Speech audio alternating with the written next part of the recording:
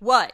What do you want me to say? What could I possibly say at this point that I haven't already said a billion times about Illumination movies? Unless, of course, this one has a significant deviation from all of the others that I've witnessed, and it kinda does in that it's more boring. In fact, I usually do this at the end of my videos, but just for fun, why don't I start this video by listing 50-something things you should watch more than Secret Pets 2. And yes, by extension, everything objectively worse than that. The Star vs. finale, the Milo Murphy finale, this Spider-Ham short from the Spider-Verse DVD with a bunch of animation-specific jokes that are really funny. And while you're at it, Spider-Verse for the 100th time if you haven't already. Tuca and Birdie on Netflix, Dororo on Amazon Prime, Demon Hunter no Yaiba on Crunchyroll. Okay, so those last three were slightly more graphic and older-oriented, but my point still stands. TMNT vs. Batman, because it's amazing, because Damien's not an intolerable little bag in it. The DuckTales episode where Della comes back because feels. The DuckTales episode where Darkwing Duck comes back because the twist is golden. Basically any episode from the new DuckTales. Is that Guardians of the Galaxy cartoon still a thing? How's that doing? It's probably better than this. This short called Dreamwalkers. I have no idea what happens in it, but man is it pretty. A sunset. This sunset. Basically any video on YouTube with the words most satisfying in the title because it's basically serving the same purpose, substanceless feel-good time wasters. This loop of CGI fire burning posters of strange magic. The entire series of Yu Yu Hakusho. Yeah, it's 27 years old, but it's on Hulu and it's still so good. Oh my god, can you believe an OVA came out for this last year and nobody told me? Hundreds. There are literally hundreds of things that you could watch that are more interesting than this movie. But since you probably want details of exactly how pointless it is, well, like I said, it's pretty much what you expect, except less. Is it heavily laden with celebrity voice actors and pop music? Yup. Long stretches of characters saying and doing nothing original or of value under the impression that it's as entertaining as an actual script? Oh, the dog can't get under the table with the cone on! Trailers that did in fact have pretty funny one-off jokes just to discover that the plot is boring as tar and the best parts are the trailer jokes that we've already seen?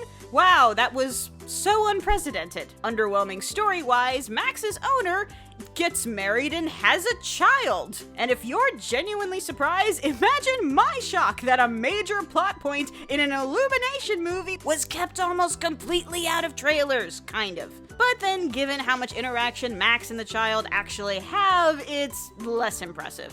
But here's a classic example of just how much the screenwriters don't care. The film opens with Max looking at a bunch of interactions of pets and children and stating how much he doesn't like children. And exactly 1 minute montage later, Max's owner Katie has met someone, gotten married, had a kid, and Max instantly loves the kid. So glad we introduced that character arc just to ignore it completely. I know the curmudgeonly character that doesn't like kids is not an original idea, but all they do is replace it with the overprotective parent dilemma, because that hasn't been overdone a billion times. Only minorly softened by it not being the plot, because the movie is really composed of 3 minor subplots that all converge at the end, which isn't a bad idea for wanting to display more pet stories, but man, the stakes are low for a theatrical release. And yes, the first plot is Max being overprotective and paranoid, so of course his story is boring as tar. Oh, and Duke! You know that character he had all the conflict with and became basically his life partner at the end of the movie? Yeah, he's a non-character now and does absolutely nothing except provide the occasional one-liner. Nice follow-through! Easily the best part of this entire subplot is Rooster, the dog that gets Max to get over himself, because he is literally every grown person in the audience by constantly exuding the attitude of, oh, I am so over / ain't got time for this shit.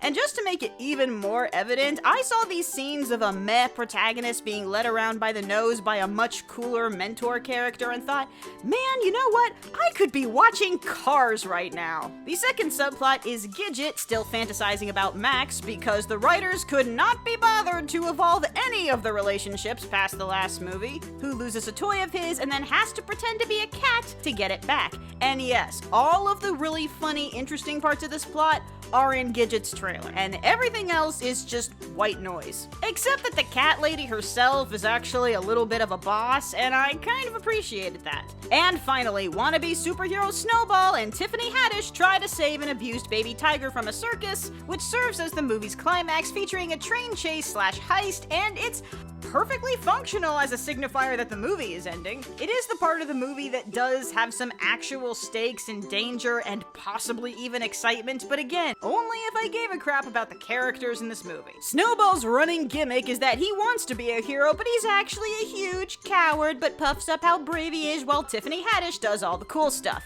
Again, original and riveting. Hey, remember that 2016 was the year of J.K. Simmons doing voice work? Well, this year is easily the year of Tiffany Haddish, between this, Lego Movie 2, Tuca and Birdie, and that one episode of Bob's Burgers, and it's only June. But in the interest of fairness, I will concede the bits of the predominantly trailer humor that are effective, which is honestly why you should just watch the trailer and pretend that the movie doesn't exist. Also, I did say in the past that movies got special points for utilizing a 2D element, so that's fair, I guess. And there were a few moments I could at least enjoy on how well-designed and particularly cute various character designs were. The old dog interacting with the puppies was cute. Snowball with his big doofy grin is cute. The baby tiger is so flippin' adorable. And yes, even the tiny human is a bundle of kawaii. To the point where if someone told me they wanted to see this just because of the super cute animals, I'd